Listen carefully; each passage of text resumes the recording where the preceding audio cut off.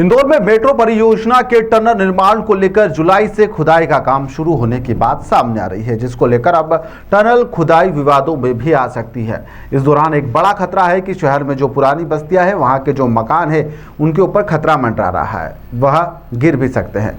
इसी को लेकर यहां पर चेतावनी जारी की जा रही है।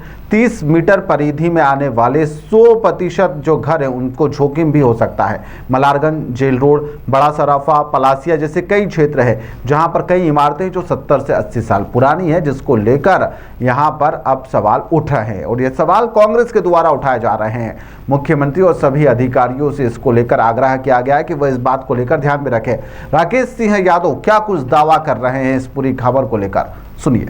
मेट्रो को लेके एक पूरी डिटेल योजना सरकार को दी गई है, मेट्रो प्रबंधन को दी गई है, मुख्यमंत्री को दी गई है कि मेट्रो का जैसे ही टनल का काम चालू होगा, अंडरग्राउंड मेट्रो का, तो अनेक मकान खतरे में आ जाएंगे। जहां टनल खुदेगी वहां से 30 मीटर दोनों साइड, राइट एंड लेफ्ट के मकान ज़्यादा खतरे में रहेंगे। ये इसलिए बोल रहे हैं हम कि दिल्ली में जब मेट्रो का काम हुआ, कोलकाता में हुआ, आगरा में हुआ, तो अनेक मकानों में दरारें पड़ी, डैमेज हुए और बाद में उन मकान वालों को परेशान होना पड़ा मुआवजे के लिए। वो मेट्रो के पास जाते थे तो मेट्रो ठेकेदार के पास भेजता था, ठेकेदार फिर वापस सरकार के पास भेजता था, फुटबॉल बने हुए थे। इंदौर में टनल का काम शुरू होने वाला, कई नेता बोल रहे हैं गिलास का पानी भी नहीं हिलेगा। टीएमबी मशीन ऐसी आई है कि वो सब कुछ ऑटोमेटिक हो जाएगा। ऐसा इस दुनिया में, इस धरती पे कभी नहीं होता। जो टेक्निकल समझते हैं वो जानते हैं कि जब टनल बनेगी तो कई घटनाक्रम होते हैं। तो निश्चित तौर पर 60 से 80 साल पुराने मकान हैं तो डैमेज होंगे, लेकिन अब इस डैमेज का कौन मुआवजा देगा? मेट्रो देगी, ठेकेदार देगी या सरकार देगी? पहले से तय होना चाहिए, इसकी गाइडलाइन बनना चाहिए। सारे मकानों की वीडियो शूटिंग होना चाहिए, जियो टैगिंग होना चाहिए, उनका इंश्योरेंस होना चाहिए इंडिविजुअल, ताकि अगर मकान गिरता है, डैमेज होता है तो उस मकान मालिक को सीधे उसको वो मुआवजा मिल सके। इन सभी मकानों के जो वास्तविक स्वामी हैं उसका सर्वे होना चाहिए। जहाँ टनल निकल रही है उससे 30-30 मीटर दूर मार्किंग करके बोर्ड लगाना चाहिए कि ये मकान उस टनल की जद में है। कहीं भी कोई भी घटनाक्रम होता है तो सरकार को तत्काल सुरक्षा की कार्रवाई के साथ उनको मुआवजे की कार्रवाई भी हाथों हाथ करना चाहिए।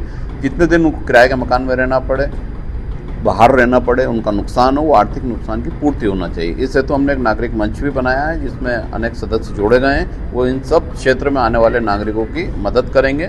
अगर सरकार नहीं सुनती है, मेट्रो नहीं सुनती है, तो फिर सारा मामला न्यायालय में लेके जाएंगे। हमने लगभग 21 लोगों की एक पूरी टीम बनाई है और इस अधिकार मंच में और भी अब जितने भी प्रभावित लोग हैं उसमें जुड़ते जाएंगे और इसका पूरा पक्ष पहले मेट्रो के समक्ष रखा जाएगा। एक डेलीगेशन जाएगा, मेट्रो से अपनी बात करेगा, सरकार को बताएंगे। दोनों जगह हम पत्र दे चुके हैं आज। और अगर संज्ञान नहीं लेते हैं और बिना गाइडलाइन, बिना प्रोटोकॉल, बिना मुआवजे की नीति घोषित करे काम शुरू होता है तो ये मानिए कि ये मामला न्यायालय में जाएगा और न्यायालय के समक्ष ये सारे तथ्य रखे जाएंगे। देखिए, बहुत सारे हमारे सब वरिष्ठ नेता हैं, सत्यनारायण पटेल जी हैं, सुरजीत चड्ढा जी हैं, अन्य बहुत सारे सभी लोग शामिल, अर्चना जायसवाल जी हैं। वो पूरी लिस्ट हमने जारी करी है और सब एक समान रूप से होकर शहर हित में काम कर रहे हैं। इसमें कोई अलग अलग नहीं, सभी एक ही लेवल पे मिल के काम कर रहे हैं। शहर हित का काम है, जनहित का काम है और आम नागरिकों की, कोई गरीब है, कोई छोटा है, कोई बड़ा है, सबकी एक जैसी मदद कर रहे हैं।